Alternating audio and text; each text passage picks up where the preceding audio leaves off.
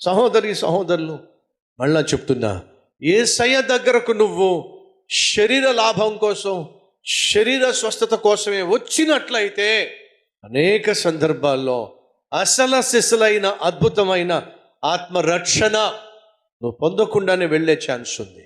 కానీ ఆత్మరక్షణ కోసమే నువ్వు ప్రభువు దగ్గరకు వచ్చినట్లయితే శరీరం స్వస్థపరచబడకపోయినా నువ్వు సంతోషంగా వెళ్ళే అవకాశము 100% ఉంది. ఎందుకని? ఈ శరీరం కంటే నేను పొందుకున్న ఆత్మరక్షణ బహు బహు శ్రేష్టమైంది. సైతాన్ని వచ్చి ప్రభువుని నమ్ముకున్నావుగా, ఆయన దేవునికి అంగీకరించావుగా, చూడు నీ కాలు పనిచేయట్లా, చూడు నువ్వు చేయి పనిచేయట్లా, చూడు నీ శరీరం ఎంత బలహీనంగా ఉందో, చూడు ఎన్నెన్ని రోగాలు వస్తున్నాయో, ఎన్నెన్ని బలహీనతలు ఈ శరీరాన్ని జీవోత్సవంలా మార్చేస్తున్నాయో. సైతాను వచ్చి నిన్ను ఎన్ని విధాలుగా శోధించినా నువ్వేమంటావు తెలుసా?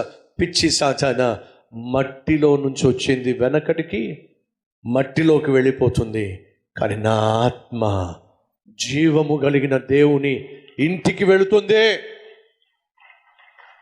కాబట్టి నా ఆత్మరక్షణను బట్టి నేను సంతోషిస్తా. దాన్నే రక్షణ ఆనందం అన్నాడు.